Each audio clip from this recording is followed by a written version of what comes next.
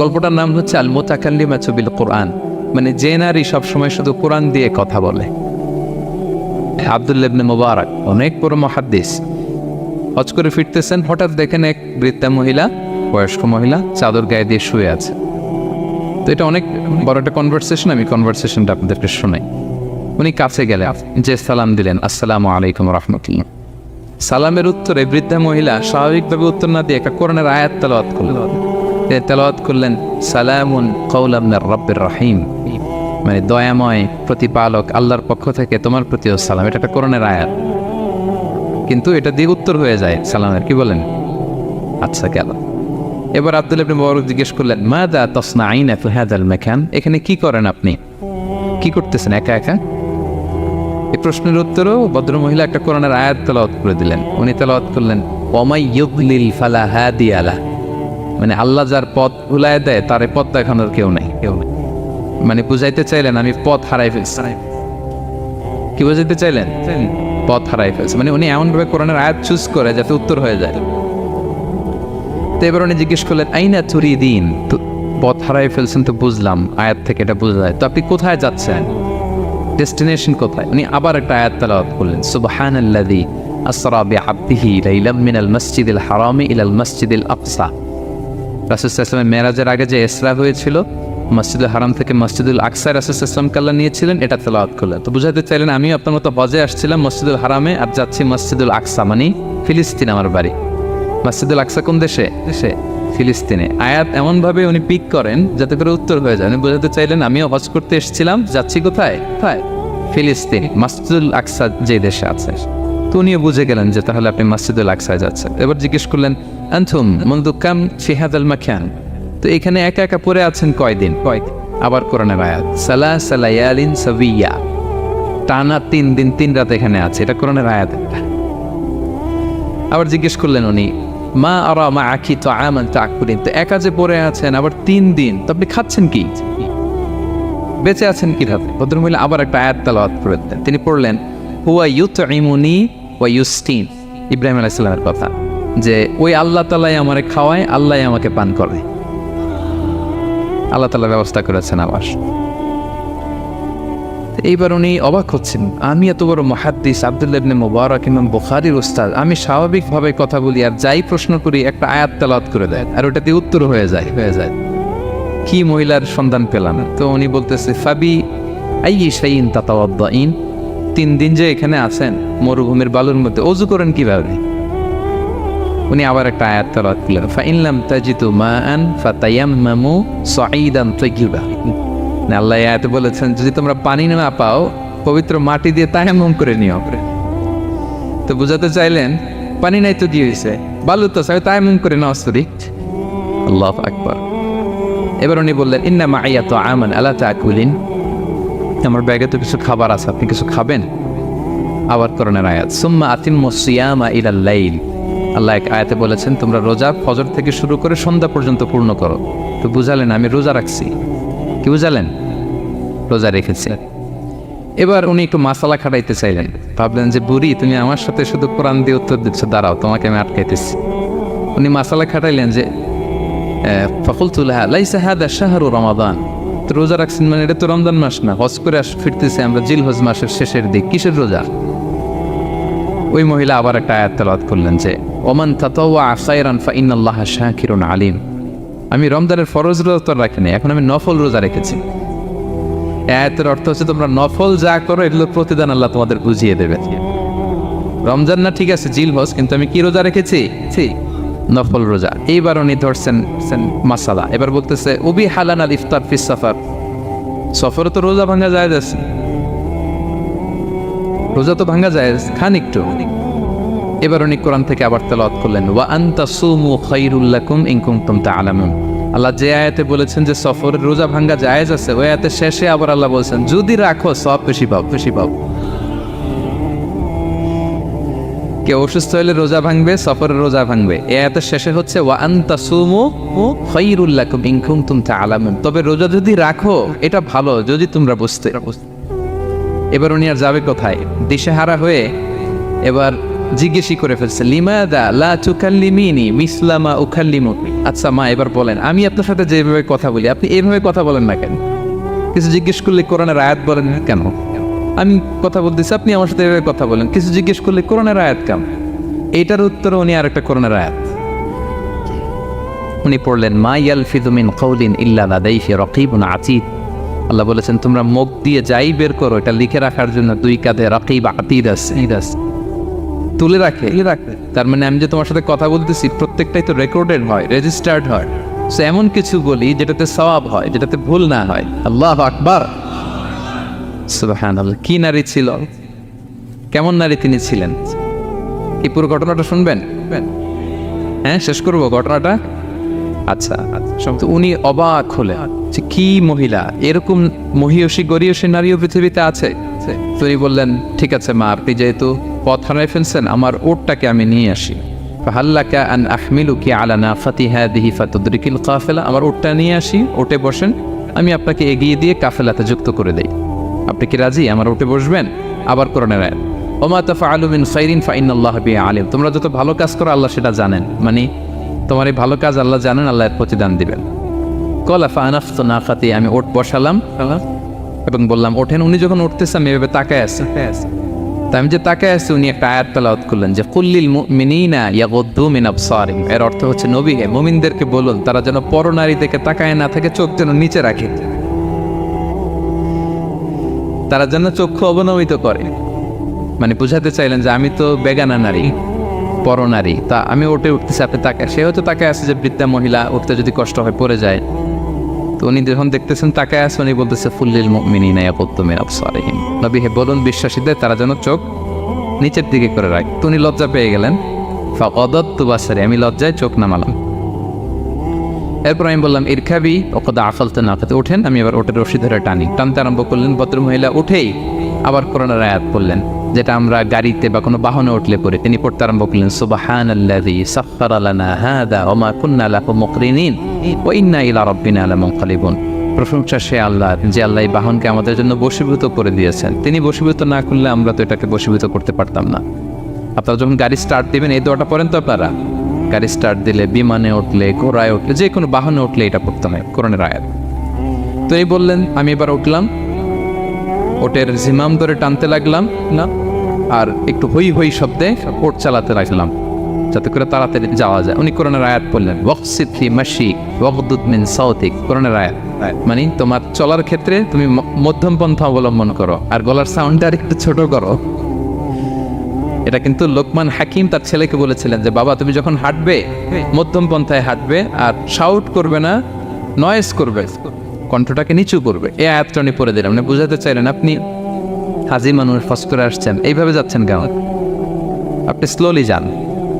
ফাজাআলতু আমশি রুয়াইদান ওয়া আতারান্নামু বিশ-শা'র। এরপর আমি আস্তে আস্তে যেতে লাগলাম আর কবিতা আবৃত্তি করতে লাগলাম। আরবদের অভ্যাস ছিল, তারা শত শত লাইন কবিতা মুখস্থ পারত। দিনকে দিন মরুভূমিতে চড়তো আর কবিতা পড়তে। তা আমি কবিতা গুনগুন করে কবিতা পড়তেছি আর যাচ্ছি। এই মহিলা পিছন থেকে আয়াত তেলাওয়াত করলেন আবার, ফাকরাউ মা তায়াসসারা মিনাল কুরআন। মানে কোরআনের যেখান দিয়ে সহজ লাগে ওইখান দিয়ে পড়েন। মানে বুঝাতে চাইলেন কবিতা বললে কি লাভ, আপনি কোরআন পড়েন। উনি আবার লজ্জা পেয়ে কোরআন পড়তে আরম্ভ করলেন। এবার যেতে যে কাফেলা থেকে উনি মিসিং, যে ক্যারাভেন থেকে মিসিং, ওই ক্যারাভেনের সাথে যুক্ত হলেন। এবার জিজ্ঞেস করলেন যে হাদিহিল কাফেলা মান লাকি ফিহা, এই তো আপনার কাফেলা, এখানে কে আছে আপনার? কেউ আছে? আবার কোরআনের আয়াত, আল মাল ওয়াল বানুনা জিনাতুল হায়াতিদ দুনিয়া, অর্থাৎ সম্পদ, সন্তান, এগুলো আল্লাহর দেয়া নেয়ামত। এটা দিয়ে বুঝাতে চাইলেন হ্যাঁ আমার কিছু সন্তানাদি আছে। উনি বুঝতে পারলেন, ফাআলিমতু আন্না লাহা আওলাদান ফিহা, আমি বুঝলাম যে ওনার সন্তান এখানে আছে। এবার একটা চান্স পেয়ে গেছে আব্দুল্লাহ ইবনে মুবারক। কি পেয়ে গেছে? উনি মনে মনে ভাবলেন ওনার ছেলেদের নাম কি, এটা জিজ্ঞেস করি, তাইলে তার উত্তর দিতে পারবে না। সুন্দর না প্রশ্নটা? এবার উনি বলতেছে, ফাকুলতু লাহা মা আসমাউ আওলাদি, মা এবার একটু বলেন তো আপনার ছেলেগুলার নাম কি? কি জিজ্ঞেস করলেন? এটা তো আর নান্টু বল্টু সল্টু তো আর কোরআনে পাওয়া যায় না। আমরা নাম রাখি কি? সল্টু বল্টু কোরআনে আছে? নাই। তো উনি এবার চান্স নিলেন, এবার জিজ্ঞেস করি আপনার ছেলের নাম কি? এইবার আর উত্তর থাকবে না, অনেকক্ষণ আমার সাথে করছে না। তো জিজ্ঞেস করতেছে লাহা ওয়ামা আসমা ও আউলাদিক আদিক, আপনার ছেলেদের নাম কি একটু বলেন তো। এই প্রশ্নের উত্তরে উনি 3টা আয়াত তেলাওয়াত করতেন। এতক্ষণ তো একটা, এখন কয়টা? এখন 3 নম্বর গিয়ারে চালাইতে। উনি প্রথম আয়াত তেলাওয়াত করলেন ওয়াত্তাখাযাল্লাহু ইব্রাহিমা খলিলা, এরপরে বললেন ওয়াকাল্লামাল্লাহু মূসা তাকলিমা, সবশেষে বললেন ইয়া ইয়াহইয়া খুযিল কিতাবা বিকুওয়া। আল্লাহু আকবার। আমি ইব্রাহিমকে খলিল হিসেবে নিয়েছি, মুসাকে কালিমুল্লাহ বানিয়েছি, এবং ইয়াহিয়াকে বলেছি হে ইয়াহিয়া তুমি তাওরাত কিতাবকে শক্ত করে ধরো। তার মানে বোঝাতে চাইলেন আমার বড় ছেলের নাম ইব্রাহিম, পরের ছেলের নাম মুসা, ছোট ছেলের নাম ইয়াহিয়া। সুবহানাল্লাহ পড়বেন না? কি নারী ছিলেন। কোরআনের বাইরে যেন যাওয়া না লাগে, কোরআন থেকে ছেলেদের নাম চুজ করে রাখছেন। ছেলেদেরকে ডাকলে এই নামেই ডাকেন। এরপর ছেলেদেরকে ডাকলেন কোরআনের আয়াত পড়ে ফাবাআসু আহাদাকুম বিওয়ারিকিকুম হাযিহি ইলাল মাদিনাতি ফালইয়ানজুর আইয়ুহা আসকা তুআমান ফালইয়াতিকুম বিরিজকিম মিন। এটা সূরা কাহফের একটা আয়াত। গুহাবাসী 7 জন যুবক যখন ঘুমিয়ে পড়েছিল, 309 বছর পরে যখন জেগেছিল, একজনকে টাকা দিয়ে বলেছিল যাও তুমি কিছু খাবার নিয়ে আসো। এই আয়াত বুঝাইয়া তিনি ছেলেদের বুঝাইলেন যে মেহমান আসছে, কিছু নিয়ে আসো খাবার, ওনারা খাওয়াইতে হবে। উনি অনেক হেল্প করছে আমাকে। তো ছেলেরা খাবার নিয়ে আসলো। খাবার দেওয়ার পরে মহিলা আবার কোরআনের আয়াত কুলু ওয়াশরাবু হানিআম বিমা আসলাফতুম ফিল আইয়ামিল খালিয়া। এটা আসলে আল্লাহ তাআলা জান্নাতীদেরকে বলবেন। আমরা যখন জান্নাতে ঢুকবো আল্লাহ বলবে কুলু ওয়াশরাবু হানিআম বিমা আসলাফতুম ফিল আইয়ামিল খালিয়া। এই দুনিয়াতে এত জুলুম নির্যাতনের শিকার হয়েছে, এত নেক কাজ করেছো, প্রতিদান হিসেবে আজকে জান্নাতের এই নাজ নেয়ামত ভোগ করো। বৃদ্ধ মহিলা এই আয়াতটা বললেন, তার মানে মরুভূমিতে অনেক কষ্ট করেছেন আপনি আমার জন্য, এখন আপনি আমার পক্ষ থেকে এই হসপিটালিটি রিসেপশন এই আপ্যায়ন গ্রহণ করুন। এবার উনি বলতে আরম্ভ করলেন, ছেলেদেরকে বললেন কুলতু আল আনা তুআমাকুম আলাইয়া হারাম। এই ছেলেরা এই খাবার আমার জন্য হারাম, হাত্তা তুখবিরুনি বিআমরিহা, যতক্ষণ না এই মহিলাকে এর হিস্ট্রি যতক্ষণ না আমার না বলো। আগে বলে এই ভদ্র মহিলা কে, কি তার ঘটনা। যতই দেখছি অবাক হচ্ছি, যতই শুনছি অবাক হচ্ছি। কে সে? যাই বলি শুধু কোরআন দিয়ে বলে, ঘটনাটা কি? এবার ছেলেরা বলল ফাকালু হাযিহি উম্মুনা, ইনি আমাদের মা। লাহা আরবাউনা সানা, ওনার বয়স 40 বছর। লাম তাতাকাল্লাম ইল্লা বিল কুরআন, জীবনে কোনোদিন কোরআন ছাড়া মুখ দিয়ে অন্য কোনো কথা বলে নাই। মাখাফাতা আন তাজিল্লা ফায়াসখাতা আলাইহা রহমান, এই ভয়ে যে কোন কথায় আল্লাহ আবার নারাজ হয়ে যায়, আমার কোন কথায় আবার কোন ভুল হয়ে যায়, আমার কোন কথায় আবার রহমান আমার উপর নারাজ হয়ে যায়। এজন্য আমরা আমাদের জন্মের পরে জীবনে আমার মাকে কোরআন ছাড়া কোনো কথা বলতে শুনিনি। অবাক হলেন আব্দুল্লাহ ইবনে মুবারক, ইমাম বুখারীর উস্তাদ। উনি খাবার হাতে নিয়ে এবার বললেন যে উনি তো অনেক আয়াত বললো, এবার আমি একটা আয়াত পড়ি। খাবারটা নিয়ে উনি পড়তে আরম্ভ করলেন। ফাকুলতু, উনি বললেন, আমি বললাম যালিকা ফাদলুল্লাহি ইউতিহি মাইয়াশা, এটা আল্লাহর বিশেষ অনুগ্রহ, ফজল। এটা আল্লাহ সবাইরে দেয়, যাকে চায় তাকে দেয়। সুবহানাল্লাহ পড়ে। এটা আল্লাহর বিশেষ অনুগ্রহ, তিনি সবাইকে দান করেন না, যাকে চান তাকে দেন। তোমাদের মা অনেক মহিয়সী গরিয়সী একজন মাতা তোমরা পেয়েছো। আল্লাহ তাআলা বলছেন ইন্না নাহনু নাযালনা যিকরা ওয়া ইন্না লাহু লাহাফিযুন, নিশ্চয় আমি এই জিকিরকে মানে কোরআনকে নাজিল করেছি, আমি এই কোরআনকে সংরক্ষণ করব। তাহলে কোরআনের একটা নাম পেলাম আল কিতাব, একটা নাম পেলাম আল ফুরকান, একটা নাম পেলাম কি জিকির। এরকম অনেকগুলো নাম কোরআনের আছে। শুনেছি শুধু আমি সূরাতুল হাশরের 21 নম্বর আয়াত তেলাওয়াত করেছি। এখানে আল্লাহ তাআলা ইরশাদ করছেন যে এই কোরআনকে যদি আমি পাহাড়ের উপর নাজিল করতাম, লাউ আনজালনা হাযাল কুরআনা আলা জাবালিন লারাআইতাহু খাশিআম মুতাসাদ্দিআম মিন খাশিয়াতিল্লাহ। নবী, হে কোরআনকে যদি আমি পাহাড়ের উপর নাজিল করতাম, আপনি দেখতেন আল্লাহর ভয়ে এই পাহাড় ভেঙে চুরে খান খান হয়ে যেত। এটা এত গরু ভার একটা বাণী কোরআন আল কারীম। পাহাড় ভেঙে যেত। পাহাড় কি চারটেখানে কথা?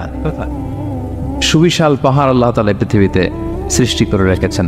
আপনারা আলাস্কা পর্বতমালার নাম শুনেছেন? Alaska range located in USA.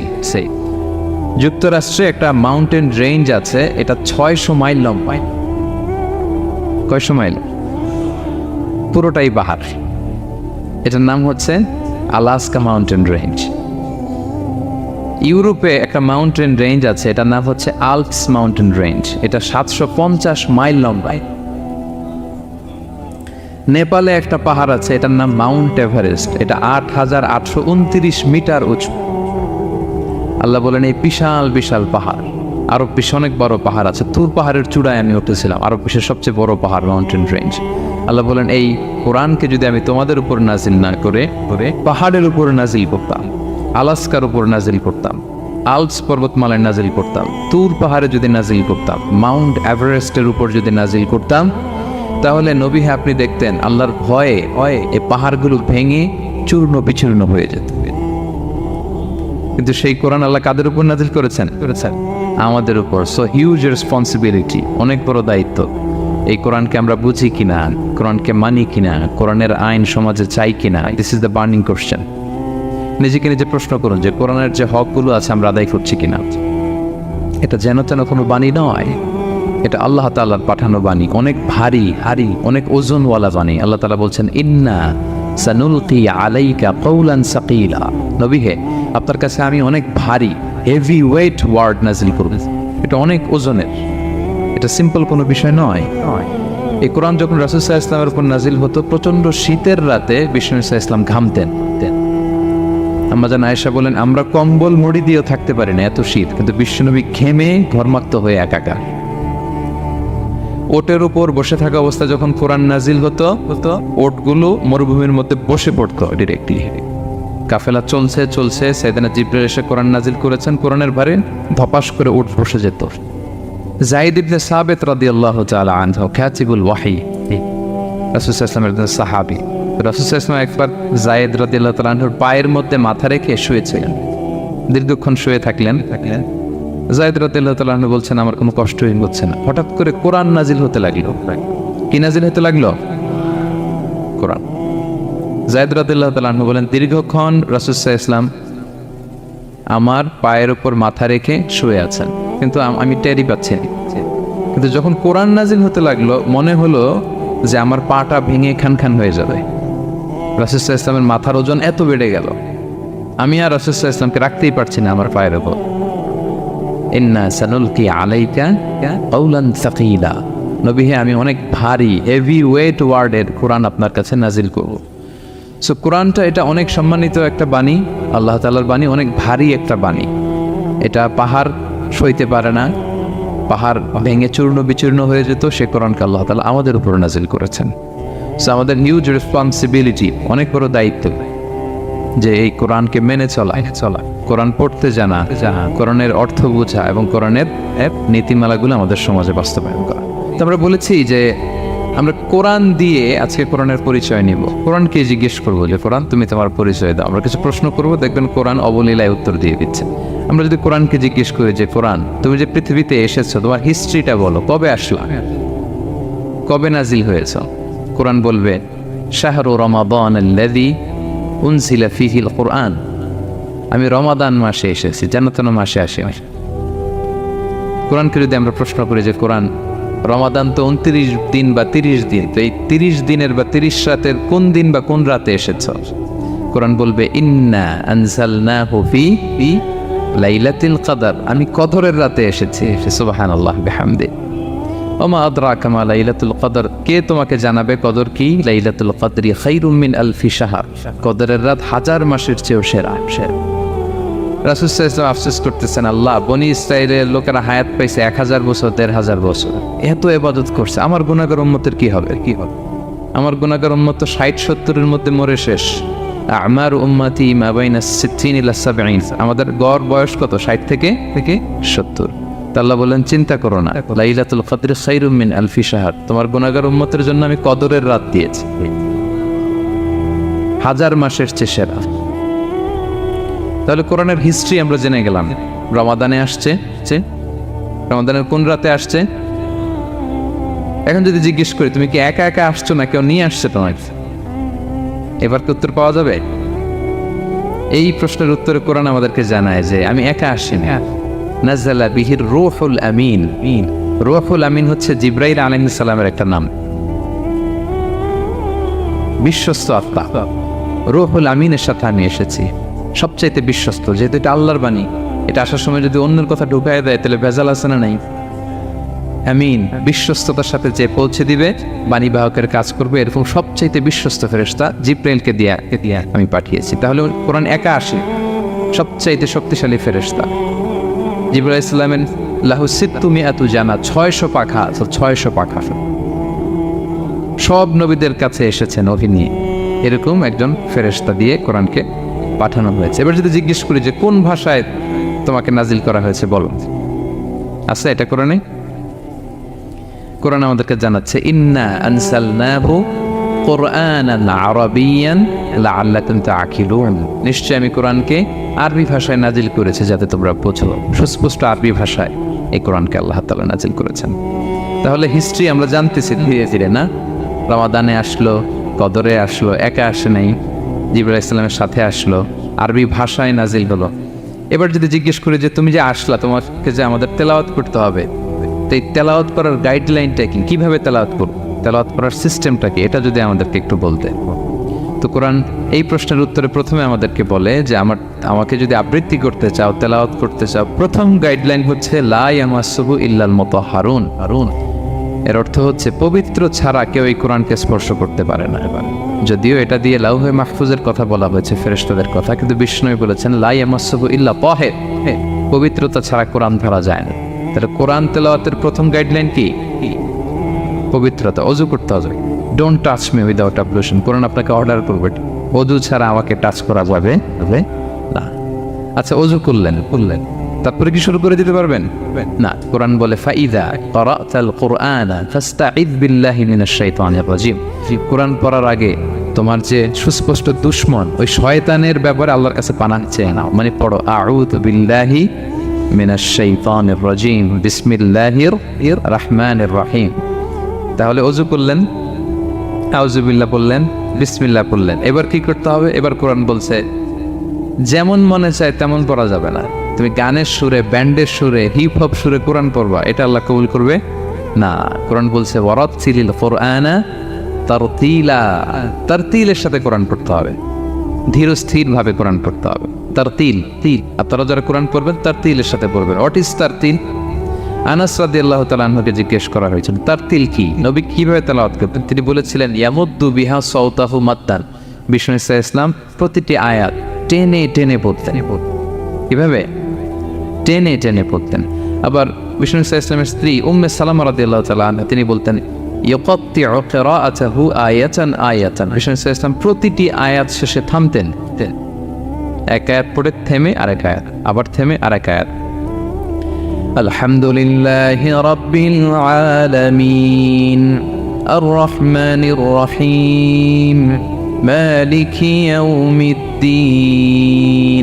দেখেন, টেনে টেনেও পড়লাম, আবার প্রতিটা আয়াত শেষে থামলাম। This is তারতিল। ওয়ারাত্তিলিল কুরআনা তারতিলা। এভাবে টেনে টেনে প্রতি আয়াত শেষে থেমে থেমে পড়ার নাম তারতিল। এভাবে পড়তে হবে। তো পড়ার গাইডলাইন কি বললাম? প্রথমে কি করতে হবে?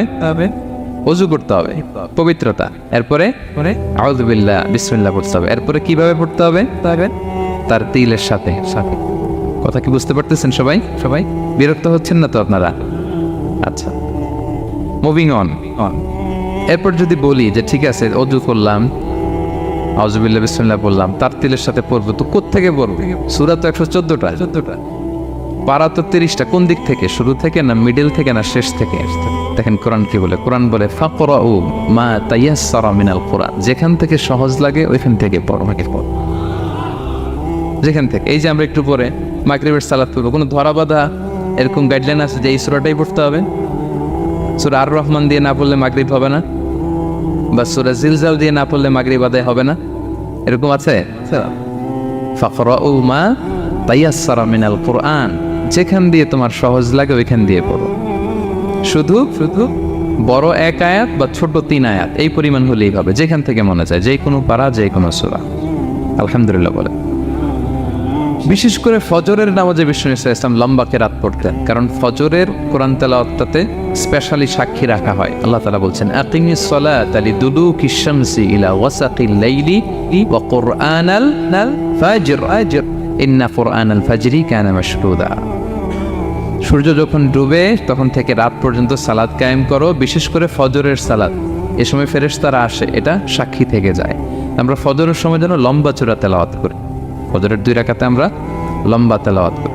এবার কোরআনকে যদি জিজ্ঞেস করি যে কোরআন তোমার পৃথিবীতে যে এসছো, তোমার অবজেক্টিভটা কি, নাজিলের উদ্দেশ্য কি উদ্দেশ্যে আল্লাহ তাআলা পাঠিয়েছেন? কোরআন আমাদেরকে জানাচ্ছে। আলিফ লাম র কিতাবুন আনজালনাহু ইলাইকা লিতুখরিজান নাসা মিনাল যুলুমাতি ইলান নূর।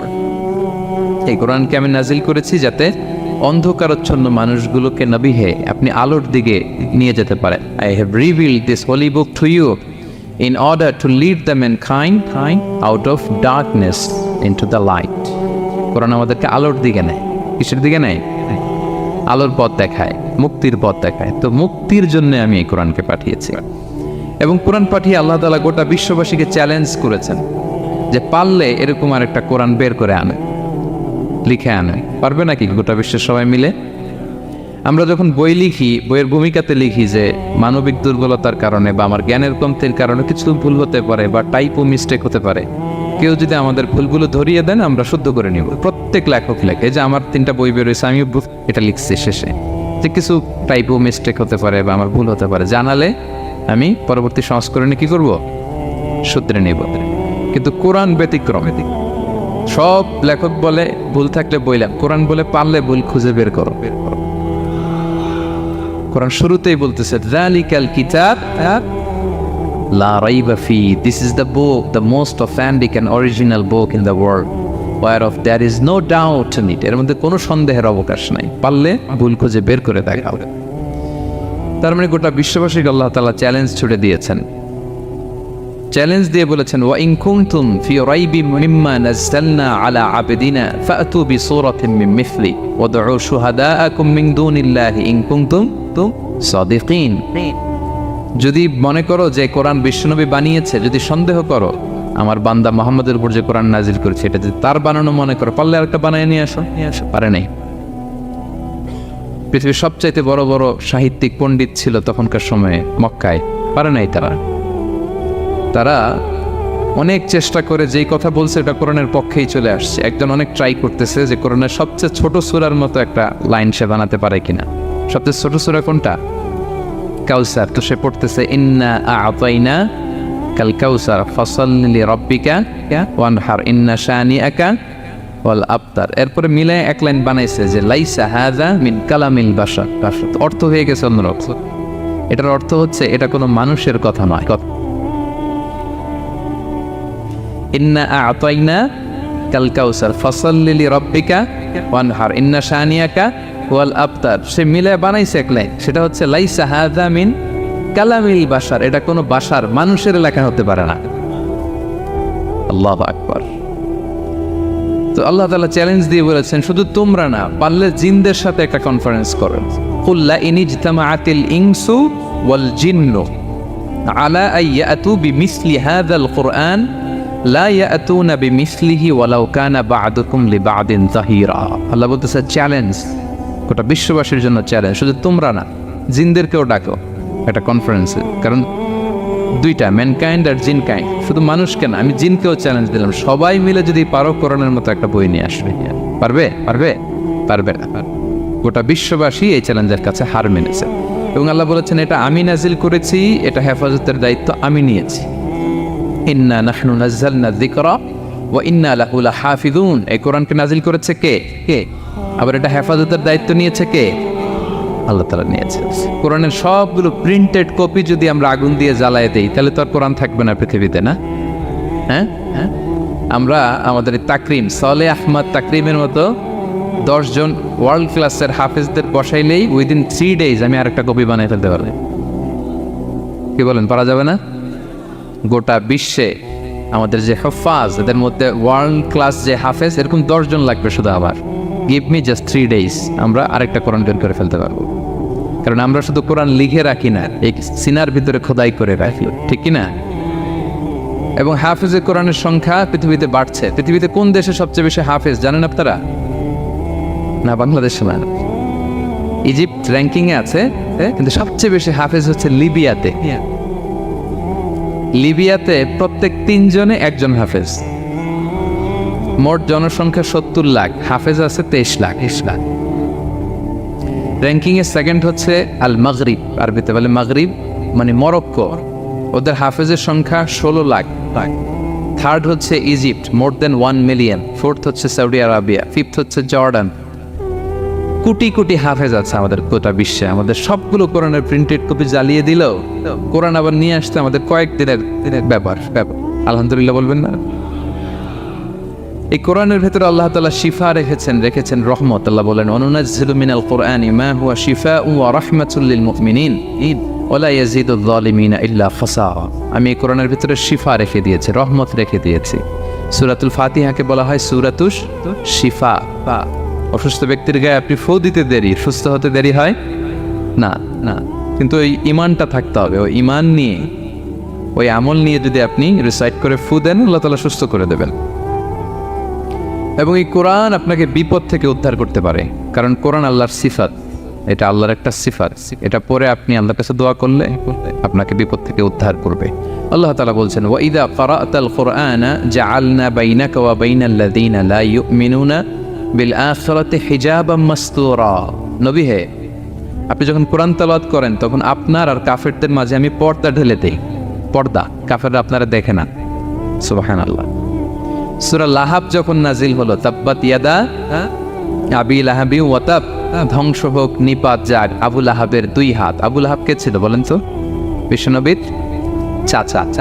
তো আয়াত যখন নাজিল হলো, চাচার বদনাম যখন আয়াতে আসলো, চাচি উম্মে জামিল খুব রেগে গেল। সে যখন নমুসলিমদের কাছে শুনতে আরম্ভ করলো, কি আমার স্বামীর ব্যাপারে কটূক্তি, আজকে মুহাম্মদের খবর আছে। আতাইনা ওয়া আবাইনা ওয়া আমরাহু কালাইনা, আজকে মুহাম্মদের একদিন আর আমার একদিন, একটা স্পরস্পর করে ছাড়বো। রেগে মেগে, খুব জাত্রের মহিলা ছিলেন। আসতেছে। তো বিষ্ণু ইসলাম কাবা ঘরের পাশে আবু বকর রাদিয়াল্লাহু তাআলা আনহুকে নিয়ে বসা। তো আবু বকর রাদিয়াল্লাহু তাআলা আনহু এই দৃশ্য দেখে বললেন, ইয়া রাসূলুল্লাহ, আপনি এখান থেকে চলে যান। উম্মে জামিল এসে আক্রমণ করবে আপনার উপর। আল্লাহ রাসূল বললেন, আবু বকর তুমি ভয় পেও না, আমি জাস্ট একটু কোরআন তেলাওয়াত করবো, এরপরে কি হয় দেখো। বিষ্ণু ইসলাম কোরআন তেলাওয়াত করতে লাগলেন। আর রেগে মেগে আগুন হয়ে উম্মে জামিল আসছে। এসে আবু বকরকে বলতেছে, এই আবু বকর, তোমার বন্ধু মুহাম্মদ কোথায় বলো। পাশেই কিন্তু বিশ্বনবী বসা, কিন্তু সে চোখে দেখে না। সুবহানাল্লাহ বিহামদিহি জাআলনা বাইনাকা ওয়া বাইনাল্লাযীনা লা ইউমিনুনা বিল আখিরাতি হিজাবাম মাসতুরা। নবী, আপনি যখন কোরআন পড়েন, কাফেরদের আর আপনার মাঝে আমি কি এঁটে দেই? পর্দা এঁটে দেই, ওরা দেখে না। আপনি বিপদে পড়ছেন, আপনি কোরআন পড়েন, আপনার শত্রু আপনাকে দেখবে না। হিজরতের রাতে বিষ্ণু ইসলাম আবু বকর রাদিয়াল্লাহু তাআলা আনহুকে নিয়ে গারে সাউরে আশ্রয় নিলেন। মক্কার কুরাইশরা খুঁজতে আবু বকর রাদিয়াল্লাহু তাআলা আনহু তো ভয়ে তটস্থ যে কি না কি হয়ে যায়। আবু বকর রাদিয়াল্লাহু তাআলা আনহু বললেন যে আমি অবাক, আমার পাশ দিয়ে হেঁটে যায় ওরা, কিন্তু আমাদেরকে দেখে না। ইমাম আল কুরতুবী, তিনি মনসুর দুর্গে বন্দী ছিলেন, জালিমের বন্দিশালায়। উনি জেলখানা ভেঙে পালাতে সৈনিকরা টের পেয়ে গেল, খুঁজতেছে ওনাকে। খুঁজতে ধরার জন্য উনি এক পাহাড়ের চিপায় যে আশ্রয় নিলেন আর সূরা ইয়াসিন তেলাওয়াত করতে লাগলেন। তো ওরা খুঁজতে পায় না, কিন্তু উনি পাশেই, সেই চোখে দেখে না।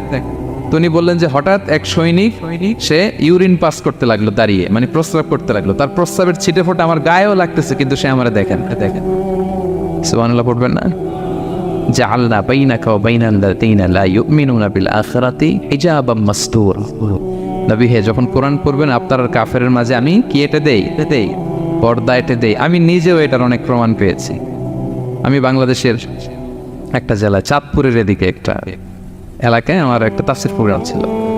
তো একটা সময় আমি খুব প্রত্যন্ত অঞ্চলে যেতাম, রিমোট এরিয়ায়, বিল একটা গ্রাম। দাওয়াত করছে তো আমি চলে যেতাম। কোরআনের কথা আমার পৌঁছাইতে হবে সব জায়গায়। তো মাহফিল শেষে রাত 2টার দিকে আমরা ফিরতেছি, বিল কিছু গুচ্ছ গ্রাম। হঠাৎ একটা মোড়, ওই মোড়ের ওইখানে দেখি একটা গাছপালা আছে। এটার মানে হচ্ছে আশেপাশে ডাকাত আছে, ওখানে ডাকাতি এরকম হয় আর কি। বিল এরিয়াতে গাছ ফেলে রাখেন, তো গাছ থাকলে তো আর কোনো সিএনজি প্রাইভেট কার কিছুই যাবে না। তাই বুঝতে পারলাম যে এটা তো ডাকাতের কাজ। আমি সূরা ইয়াসিন তেলাওয়াত শুরু করে দিলাম। বিপদে বলে সূরা ইয়াসিনের প্রথম 9 আয়াত, এই 9 আয়াত পড়বেন। পড়তে আরম্ভ করলাম, ড্রাইভারকে বললাম একটু করে পেজ। তো টর্চ মারতেছে বিল থেকে, মানে ওরা তো ওখানে উৎপেতে আছে। আমি পড়তেছি, কিছুক্ষণ পরে ডাকাত নিজে এসে গাছ সরাই দিয়ে বলতেছে যান। মানে ও কি করবে ও নিজেও বুঝতেছে। ও যে কি করবে, ও কি করতে হবে, ওইটা মানে বুদ্ধিজ্ঞান সে হারাই ফেলেছে। সে শুধু গাছটা সরালো, বলতেছে যান। এই চলে গেলাম। এটা আমার নিজের প্রমাণ, হয়তো কোথাও বলি নাই, আজকে প্রসঙ্গক্রমে বলা হয়ে গেল। তো এরকম বিপদে পড়লে সূরা ইয়াসিনের প্রথম কয়াত পড়বেন আপনারা, জাআলনা বাইনাকা ওয়া বাইনাল্লাযীনা লা ইউমিনুনা বিল আখিরাতি হিজাবাম মাসতুরা। আপনার আর আপনার শত্রুদের মাঝে কি হয়ে যাবে? পর্দা পড়ে যাবে, দেখবেই না আপনাকে। অনেক চেষ্টা করেছিল মক্কায় কুরাইশরা রাসূল সাল্লাল্লাহু আলাইহি ওয়াসাল্লামের এই কোরআনে বাধা দিতে, যাতে এই কোরআনের কথা শুনতে না পারে। কারণ যারাই বিশ্বনবীর কণ্ঠের তেলাওয়াত শুনতো এরাই মুগ্ধ হয়ে কালেমা পড়ে মুসলমান হয়ে যেত। তারা ডিস্টার্ব করতো কোরআনের মাহফিলে। وقال الذين كفروا لا تسمعوا لهذا القرآن والغوا فيه لعلكم تغلبون।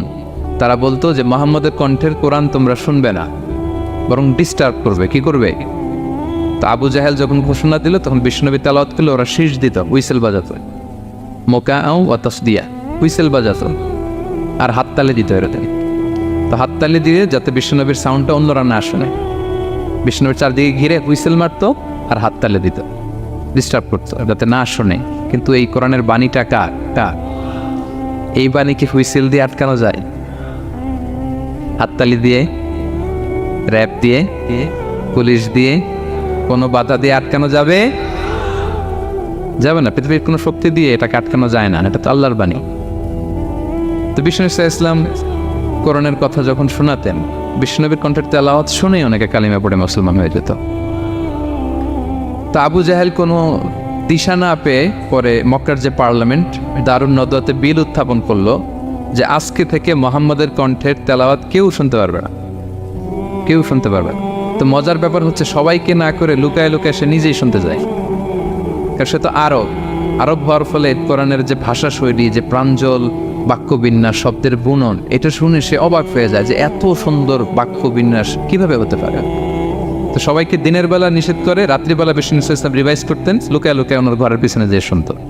শুধু সেই না, তার ডান হাত বা হাত ওয়ালিদ ইবনে মুগীরা, উতবা ইবনে শাইবা, উতবা ইবনে মুগীরা, শাইবা ইবনে মুগীরা, ওয়ালিদ ইবনে মুগীরা, এরা সবাই কি করতো? লুকিয়ে লুকিয়ে কোরআন শুনতো। পরে বিশ্বনবী যখন ঘুমের প্রস্তুতি নিতেন সব ফিরে আসতো, ফিরে আসার সময় সবার দেখা হয়ে যেত। তারা লজ্জিত হতো, সবাই বলতো আবু জাহেল ঘটনা কি? দিনের বেলা তুমি শুনতে নিষেধ করো, রাতে তো তুমিই চলে আসো। তো সে বললো আজকে কঠিন দারুন নাদওয়ার পার্লামেন্টে বিল পাস করবো, যে এমনটা করবে এই শাস্তি মাথার চুল কামিয়ে মক্কার বাজারে ঘুরানো হবে।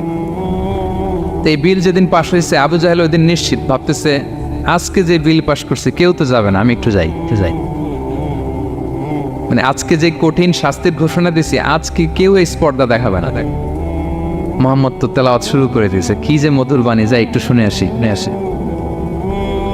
ওয়ালিদ ইবনে মুগীরারও একই প্ল্যান যে আজকে আবু জাহেল যে টাইট দিছে কেউ যাবে না, আমি একটু যাই। তো এভাবে সবাই লুকিয়ে লুকিয়ে বিষ্ণুনবীর ওখানে যায় হাজির, মন্ত্রমুগ্ধ তেলাওয়াত শুনছে। বিষ্ণুনবীর তেলাওয়াত শেষ, ফিরে যখন আসতেছে, ফিরে আসার রাস্তায় আবার দেখা হয়ে গেছে। তো এইভাবে তারা কোরআনকে বাধা দিতে যেয়ে বারবার নিজেরা লজ্জিত হতো। এবং হজের মৌসুমে যখন ভিন দেশ থেকে লোকেরা আসতো, মক্কার যে এন্ট্রিগুলো আছে আবু জাহেল লোক বসিয়ে রাখতো, বলতো যে সবাইকে বলবা এখানে একটা উন্মাদ লোক আছে, বীর করে কি যেন বলে, নাম তার মুহাম্মদ। তোমরা হজ করতে আসো, হজ করো, জমজমের পানি খাও, সাফা মারওয়ায় দৌড়াও, কিন্তু এই মুহাম্মদের কাছেও যাওয়া, গেলেই পাগল হয়ে যাও। মানুষের একটা অভ্যাস আছে, আল ইনসানু হারিসুন আলা মা মুনিয়া, মানুষের যেটা করতে না বলা হয় বেশি, মানুষ এটা করে বেশি। তো রাসূল সাল্লাল্লাহু মুহাম্মদের কথা কিন্তু ভিনদেশীরা জানতোই না। মুহাম্মদের কাছে যেও না যখন বলছে, সবাই মনে মনে প্ল্যান করে নিছে, আর যাই করি আর না করি মুহাম্মদের দেখে যেতে হবে। তো এরা হস্টস করে সবাই খুঁজতো, হু ইজ দিস মুহাম্মদ, কে এই মুহাম্মদ? রাসূল সাল্লাল্লাহু আলাইহি ওয়াসাল্লামের কাছে আসতো। রাসূল সাল্লাল্লাহু আলাইহি ওয়াসাল্লামের তেলাওয়াত তো অনেক দূরে, চেহারা দেখে অনেকে কালিমা পড়ে মুসলমান হয়ে যেত। এত নুরানি চেহারা বিশ্বনবী ছিল, এত সুন্দর তেলাওয়াত ছিল। প্রিয় ভাইরা, সেই কোরআনকে আল্লাহ তাআলা বলছেন যে পাহাড়ের উপর যদি নাজিল করতাম, পাহাড় ভেঙে কি হতো? চুরমার হয়ে যেত। পাহাড়ের উপর নাজিল না করে কার উপর নাজিল করছে? আমাদের উপর নাজিল করছে। আমাদের হিউজ রেসপন্সিবিলিটি, এই কোরআনকে আমাদের বুঝতে হবে, জানতে হবে।